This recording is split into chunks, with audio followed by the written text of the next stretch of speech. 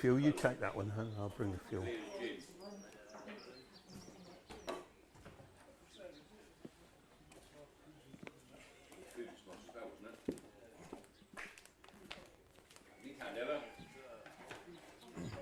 Start it and then I'll end up putting it in with the how much do you want in? Just as much as you can, I think. It'll all come out, won't it?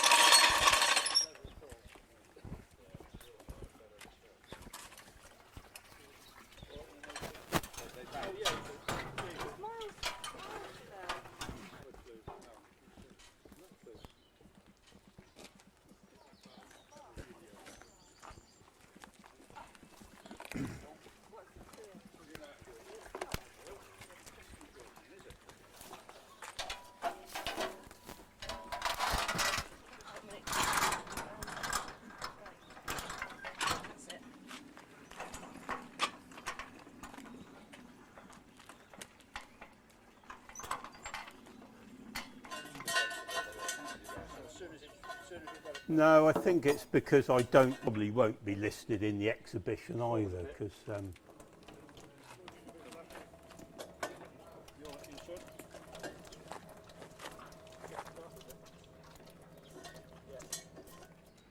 I'll just wash it. Yeah, there's quite a big dip in here. Where there was a tree. We'll leave it till next weekend if you like. That's it.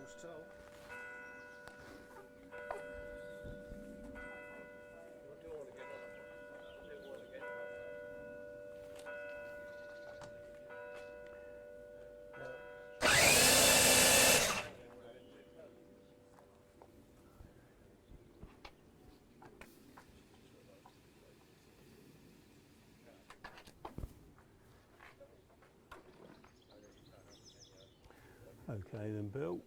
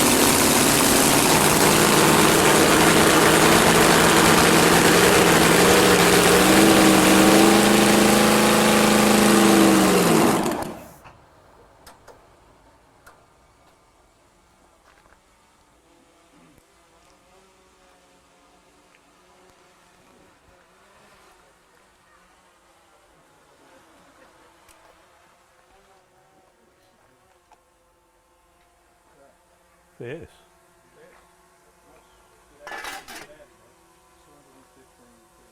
Good start.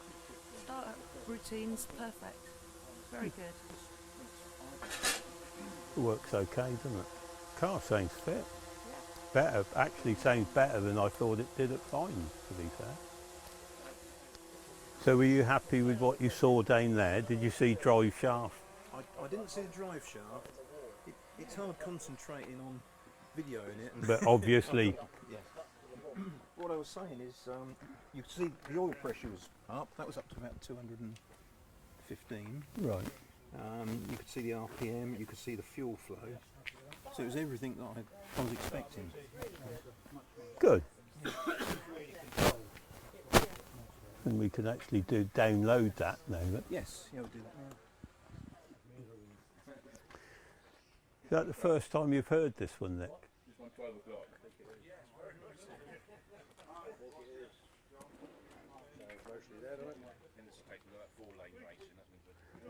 Yeah, he's pretty good, isn't he?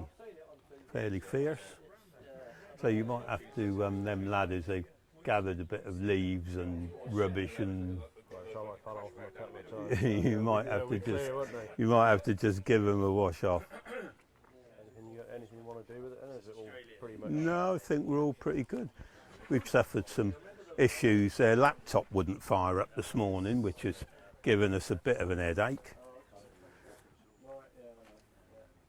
So when we're just on idle, when the car's just on Off. idle, it's just running on that fuel circuit on the top. Yep. So we just put fuel in on top of the blower, that gets vaporised and goes in the engine.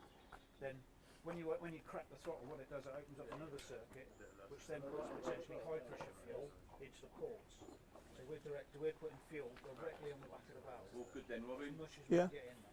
Sounded fit. So on full throttle, when that throttle's like that, it's open both circuits, so it's opening this one and this one. But that fuel pressure there is about 400 psi.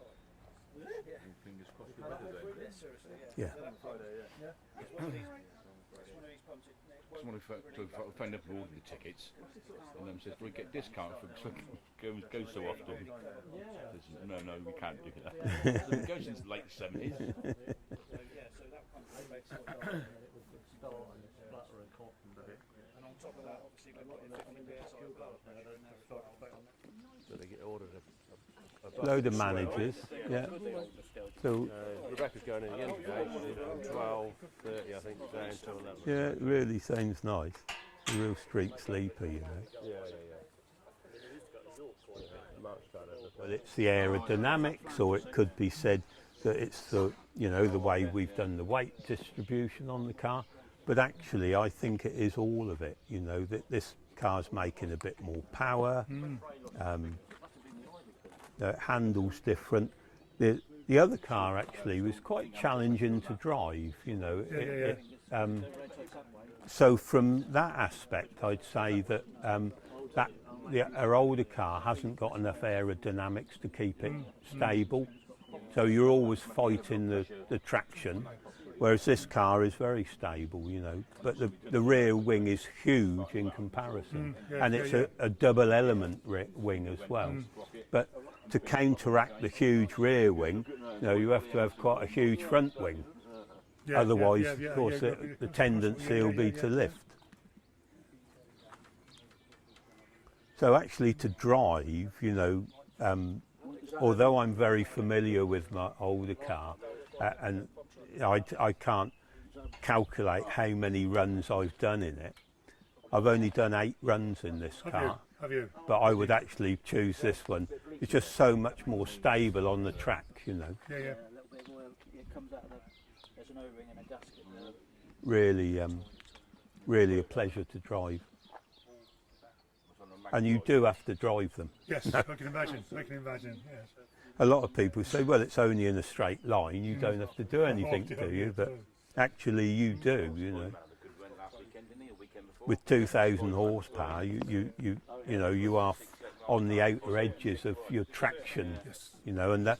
So the idea of the clutch adjustment is to feed as much power into the rear tyres as you can without them breaking traction. But you need to be as close to that point as you can be. So that is that's the key really, is the clutch adjustment is everything. And because we're monitoring crankshaft speed and monitoring first motion shaft speed, obviously you can see that when those 2 RPMs become 1, that is clutch lockup. And because the data is logged in real time, you can say, yes, at 3.8 seconds into the run, we achieve clutch lockup. All right, yeah. And then you can, you know, if it's determined that you are getting wheel spin, which we can do by another sensor on the rear coupler, you know, you need to look at all the data really to find out what, you know, you can see that something's not quite right, but then you need to check all the graphs and say, no, we achieve clutch lockup, but there's a spike in the drive shaft speed, so that's almost certainly wheel spin. So actually it's quite a challenge for us to go from so many years running without any data logging to then running the data logging, but more so the learning curve of interpreting that data logging into useful real world stuff used, you know. And you can see, you know, with taking each individual exhaust temperature, you can see it samples so many times a second that you can actually see if the engine drops a cylinder, because you'll see the exhaust gas temperature drop. So you can say, yep, we dropped number 7 cylinder at 4.2 seconds into the run, or you know. I'm in awe, to be honest with you. I really am. Really am. Really am. But kind of, I won't say our quest is over. We built this car specifically with the intention of running 200 mile an hour, you know, and it went on run 5. It went to 200.5. Run 6 went 201.5. Run 7 was 206.5, and run 8 was 209.5. So the question is now is, how much over 200 can we run? Because at only 8 runs on the car, we're just early into the development, really.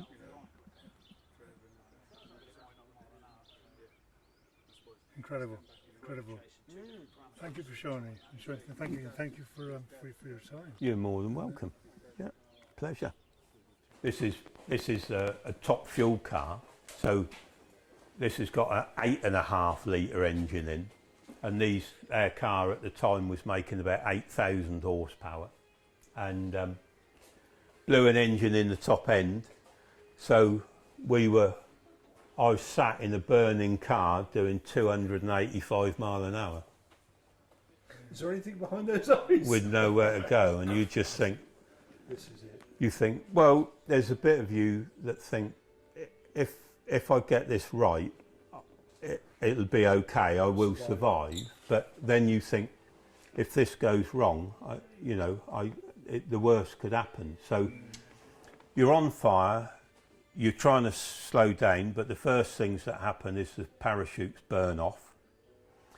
Then the second thing that happens is the brakes burn off, and then you're really on a ride then.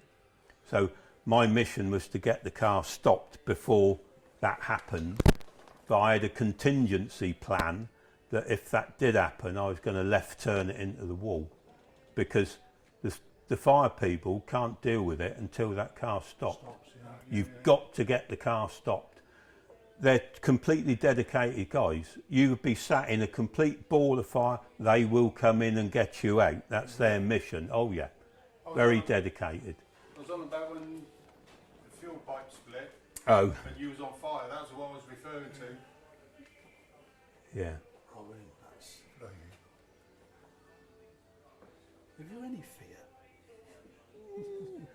Never at the time. Yeah, because you've got split seconds to make all these decisions. Very it's much not as so. though, I can judge this on. But I think that you might have heard me say earlier that you can't drive these cars without adrenaline. And of course, if you know, when somebody says, well, you know, what's adrenaline? How do you know when you've got adrenaline? And I can only say it, and you will have experienced this if you've ever been in a motor accident yourself or heard somebody talk about a motor accident, and they'll say, it all went in slow motion. That's adrenaline. Because what you do is your brain goes into hyperdrive because it's got a big adrenaline hit. And what that does is it slows down real time. So my 6-second run feels like 30 seconds to me. You know, it seems like I've got plenty of time. And there's a lot going on, but you're just in like hyperdrive.